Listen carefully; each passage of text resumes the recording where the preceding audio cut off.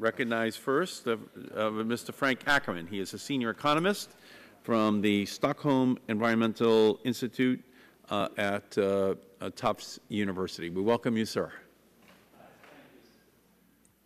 Thank you. And based on prior travel arrangements, I will have to leave the room no later than 6:45. I can answer questions. I think we're going to be able to accommodate you. Okay. So, Mr. Chairman, members of the committee, thank you for the invitation to testify on my research on the costs of climate change. This hearing comes at a crucial juncture not only because a new Congress and a new administration are beginning to make changes in climate policy. New initiatives are on the table, in part because there's been a fundamental shift in the terms of the debate, with the controversy moving from science to economics. In the realm of science, the influence of an isolated handful of climate skeptics is rapidly waning.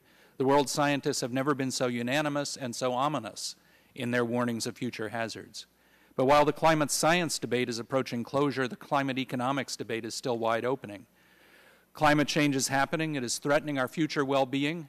But how much can we afford to do about it? The most powerful argument for inaction today is the claim that the costs of reducing emissions would be intolerable. The damage to the economy, it is alleged, would be worse than the climate problem we are attempting to solve.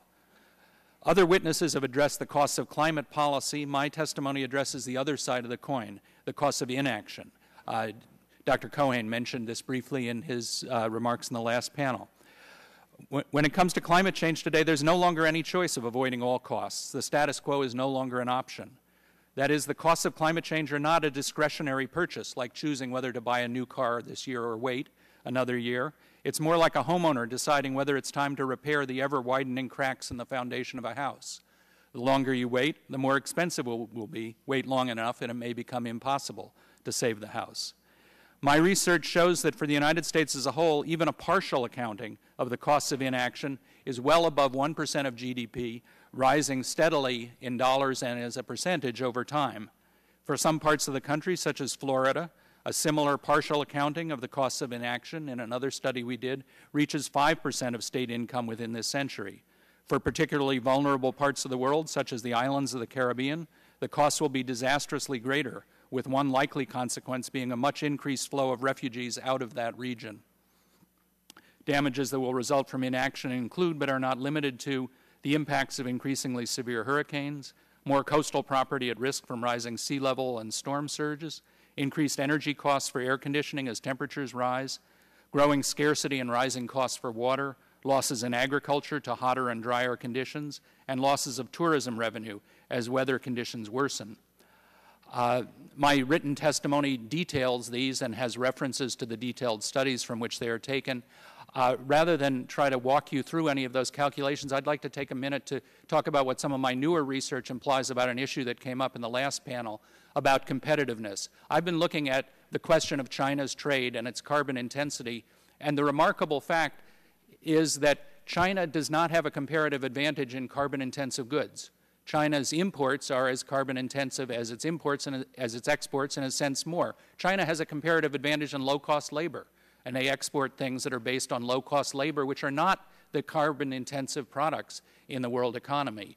It is completely a mistake to think that concerns about competitiveness lead to thinking that China is going to rush ahead based on lower-cost carbon. If we want to think about competitiveness and the environment, I think it would be more useful to think about the country that's really winning in world trade in most recent years, which is Germany. Germany has high wages, it has high energy costs, and it has a renewable energy standard. It's part of a cap-and-trade system. It is the world beater in terms of exports, and they don't seem to be crippled by those European environmental regulations. They have a big trade surplus in manufacturing. So not only is China not the winner in carbon-intensive things, Germany has a lot of very carbon-intensive exports, but it's not necessary to cut wages to the Chinese level, to cut environmental regulations back to the Chinese level. Why is it that you can lead the world in exports with European wages, regulations, and energy costs? I think that's the question that we ought to be looking at before we jump to any conclusions about what small changes in climate policy are going to mean for competitiveness. So thank you. I'll be happy to answer questions if I'm still here, or in writing if I have to leave. Thank you, Mr. Ackerman, very much. Our next witness is Ms. Kate Gordon. She's the co-director of the National Apollo Alliance. We thank you so much for being here. Turn on that microphone, please. Yeah. Thanks for your patience also in staying so late. I also am going to have to run out of here at some point, so for a flight. This is a critical moment. You keep hearing this. We're at a moment of climate crisis, but also economic crisis and also an equity crisis. We have an inequality at a high in this country, and everything has sort of converged. We really need to consider whether we're continuing with business as usual or whether we're looking at a new path where we can simultaneously achieve climate stability and energy security and economic prosperity. And this is, I think the bill in front of you is a good and exciting step toward that, but also want to say it is critical at this moment that we take a comprehensive approach. It's not going to be enough just to regulate. We need to take the kind of comprehensive approach that the countries that are beating us in this space, which I agree are the European countries, that those countries have taken. What those countries have done is to say not only do we create the regulations that create demand in these sectors for clean energy and efficiency, they've also invested in their workforce, they've also invested in their manufacturing sectors. These countries have not succeeded and are not ahead of us because of lower wages and cheaper processes. They're ahead of us because they have looked both to demand and supply when looking at clean energy and energy efficiency. There's no guarantee, there's no magic pill that's going to create jobs from this bill if we don't take a comprehensive approach. There's no guarantee that, for instance, construction jobs and efficiency will be good jobs unless we put in prevailing wage standards and other guarantees. There's no guarantee manufacturing jobs will stay in the United States unless we invest in retooling and scaling up our manufacturing sector so that the 70,000 manufacturing firms today that are making the component parts that could be part of this supply chain, unless those firms can retool and retrain to be part of that supply chain. There's no guarantee that workers will be ready for the clean energy economy unless we invest in training programs that really help all Americans, including those without four-year college degrees. And I would just urge the committee to think about the workforce provisions of the bill and really expand those to include folks who are not in four-year colleges. The vast majority of the jobs that we've seen coming out of the green economy in manufacturing, construction, operations, and installation, the majority of those will be the kind of middle-skilled jobs that are really most available to those with two-year associate degrees, with technical degrees. So really looking at those folks as well. We've seen, I think, in some ways, the Recovery Act as a precursor to the kind of bill we're looking at today, to the way of doing comprehensive investment combined with workforce investment. That bill is already leading through its sections on creating demand for efficiency and renewable energy. It is already leading to jobs throughout the country. In my testimony, written testimony, I talked about the company Serious Materials, which just bought a Chicago window factory and is turning it into an efficient window factory, in part because of demand created by the Recovery Act for efficient products. We also have seen companies in other parts of the Midwest retool, going from producing regular glass to efficient glass, going from producing gearboxes for tractors to gearboxes for wind turbines. This is already happening, and it will continue to happen. There's 100 stories from the Recovery Act. We could turn that into 1,000 or 10,000 stories from this type of bill. So we encourage you, as you're looking at the bill, to think big. Don't just think about, the cap and trade section. Don't just think about imported oil and energy savings. Think about workers and the countless Americans who might finally be able to earn a living wage and be able to enter the middle class or be able to invent cutting-edge technologies that will put us on the forefront of the clean energy future.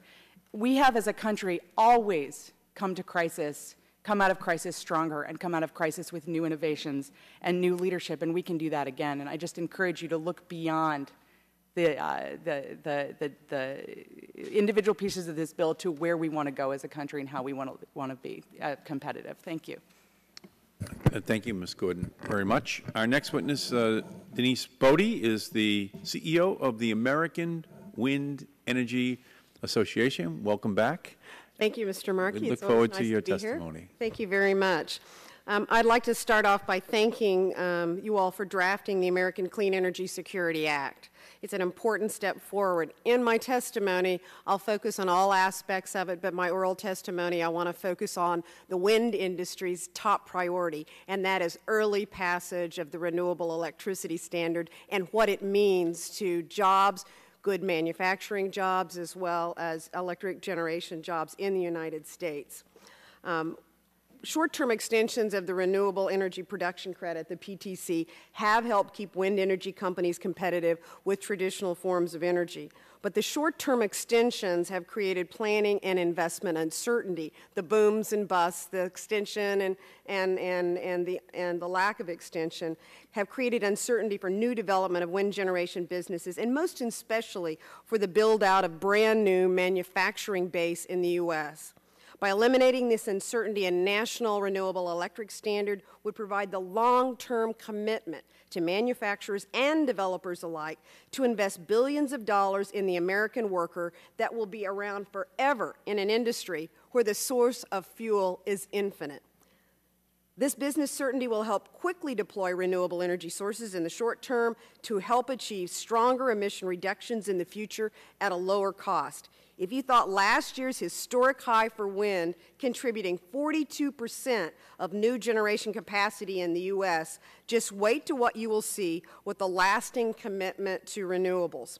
Last year, while the U.S. economy was shedding hundreds of thousands of jobs, the wind industry added 35,000 new jobs, an addition of 55 new expanded or announced manufacturing facilities across the country. The renewable energy industry, with wind power playing a major role, is really poised to help lead the country out of the current recession and create a more sound economy. During the Bush administration, the Department of Energy concluded that wind energy could feasibly supply 20% of the nation's electricity by 2030. The 20% wind energy report, that's just one scenario. Certainly, we can do more, and we're already doing more. But I wanted to announce this. Even this one scenario, was they said that the numerous benefits from achieving that level of deployment would include supporting 500,000 new jobs, generating over $1 trillion in economic impact by the year 2030, decreasing natural gas prices by 12%, saving consumers between $43 billion and $171 billion, and avoided 825 million tons of carbon dioxide emissions in the electric sector in 2030, the equivalent of taking out 140 million cars off the road.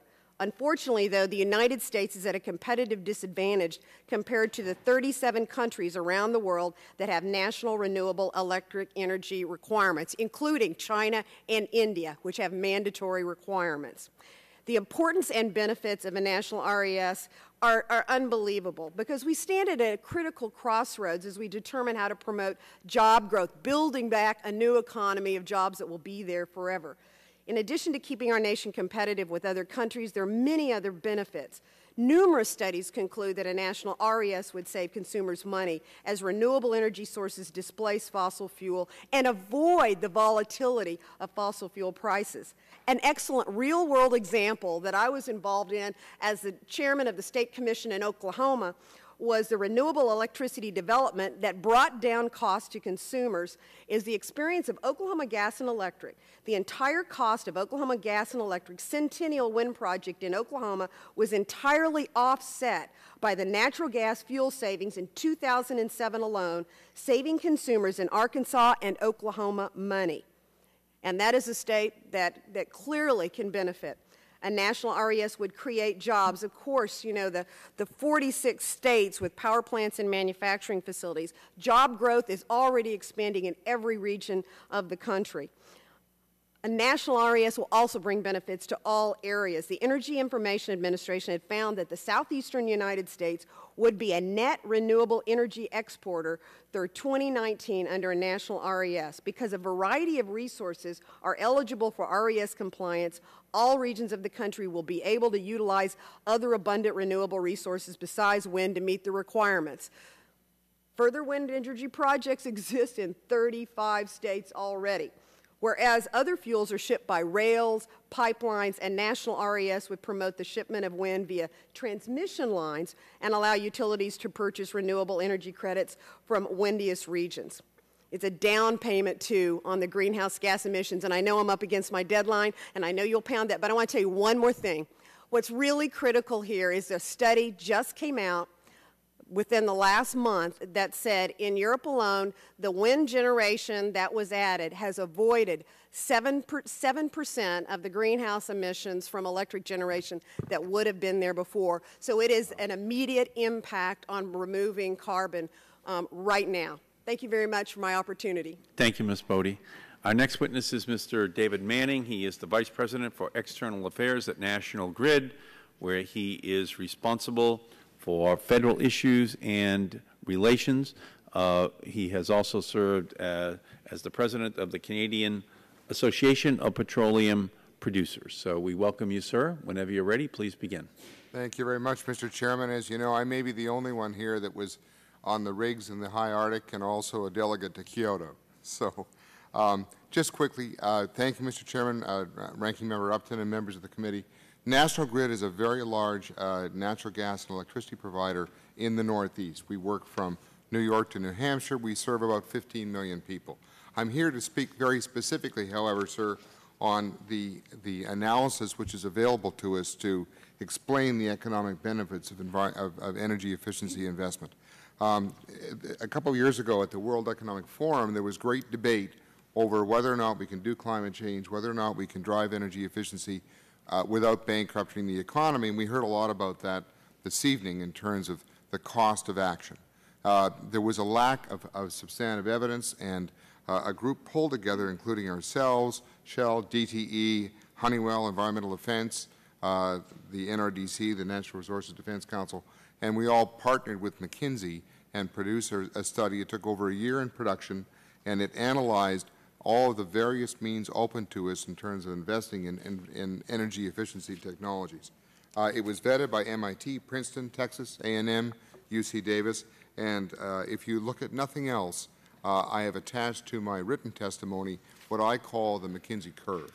And the McKinsey curve, which came out in 2007, demonstrates that about 40% of the technologies that they reviewed are fully pay for themselves within their lifetime. So there is no net cost to those technologies. Quite obviously, you start with residential electronics.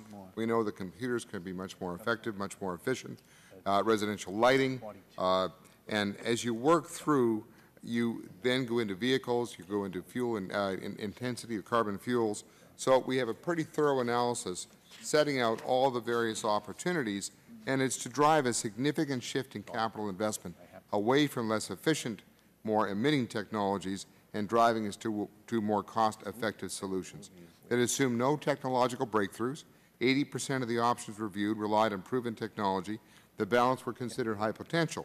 And high potential in 2007 included cellulosic biofuels and plug-in hybrids. And of course now a number of companies are testing plug-in hybrids. So it looked at a series of options going from least cost to greatest cost, and this is consistent with what New York City found in its New York City 2030 program, that a great deal of the emissions within urban centers are in buildings. So your easy and earliest hits were in buildings and appliances. Moving on, vehicles and fuel carbon intensity. The third move was industrials, sinks and forests, and then finally electric power options. What it also found was the maximum of all of those categories. No one category contributed more than 11% to the solution. So it's widely dispersed through the economy, and of course that's part of our point, is that in order to invest in these technologies, you are driving an entire new industry. Just a few examples. Obviously, we've been doing a lot of work in energy efficiency in New Hampshire. We've been working throughout New England. And Massachusetts, we go back some 30 years in this experience. Just in the last year alone, we are partnering with Positive Energy. This is a firm doing a pilot in Massachusetts. They're based in the West Coast, and they are coming up with a tracking system for customers to demonstrate how their fuel consumption relates to those with similar properties. Reflex Lighting Group, now doing state-of-the-art design work in Boston for commercial space. DMI, R.G. Vanderweil, two new design firms that are doing energy efficiency programs and products for commercial and customer installations. We're working with them. Evergreen Solar, Sharp Solar, these are made locally manufactured solar providers, and Solar Design Associates are designing our new building, which we're about to open just outside of Boston, which will be the second largest solar array in New England, and that'll be open in May. 330,000 square foot, LEED certified building, dedicated for National Grid, powered, of course, by a solar array. So those companies didn't exist a year or two ago. So my point, sir, is that, and panel, is that we have a very real opportunity to not only pay for these opportunities in energy savings, but to drive new jobs. Very quickly, we spend $215 billion annually in the production of electricity. We only invest $2.6 billion in energy efficiency. In natural gas, we spend $1 to $2 per MCF on energy efficiency compared to, the cost, would be $1 to $2 compared to a cost of the fuel of $6 to $8. And multiple studies have demonstrated that you can do energy efficiency for approximately 3 cents per kilowatt hour saved, and electricity costs, of course, range anywhere from 6 to 12 cents and beyond. A lot of this has taken place in New England because of our higher cost of energy, but we can do it. Thank you, Mr. Manning, very much. Our final witness is Yvette Pena, who is Legislative Director of the Blue-Green Alliance, a partnership between labor unions and environmental organizations comprising more than 6 million people in support of good jobs and a green economy. We welcome you. Thank you. Thank you, Mr. Chairman and members of the committee. I am testifying today. I'm afraid David Foster was supposed to testify, so obviously I'm not him. He's our executive director. He's very sorry he had to leave. He had a commitment outside of the country. The Blue-Green Alliance is made up of the United Steelworkers, the Sierra Club, the Laborers International Union, the National Resource Defense Council, the Communication Workers of America, and SEIU.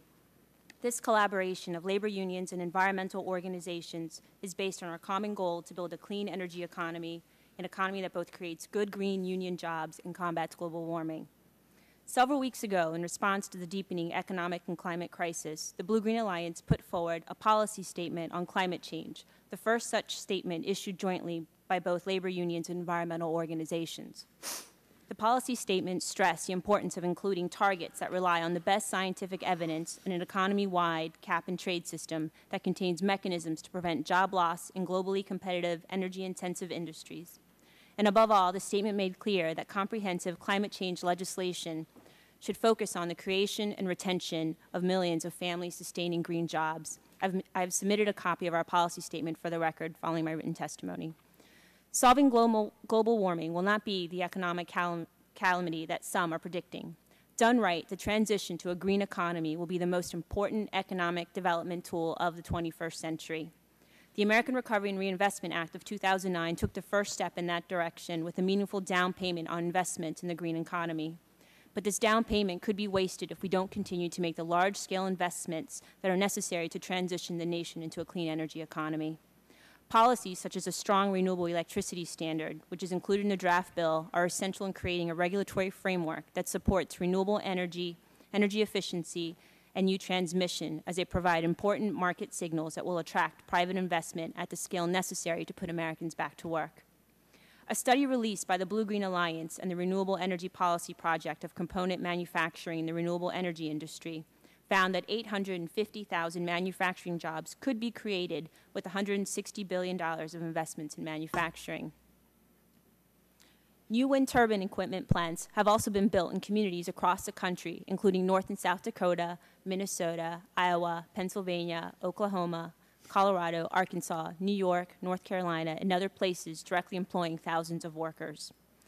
Comprehensive climate change legislation will also reinvigorate the construction industry, in which 1.9 million people are now out of work. We must make greater investments in both commercial retrofitting and residential weatherization with the right standards that others have spoken about.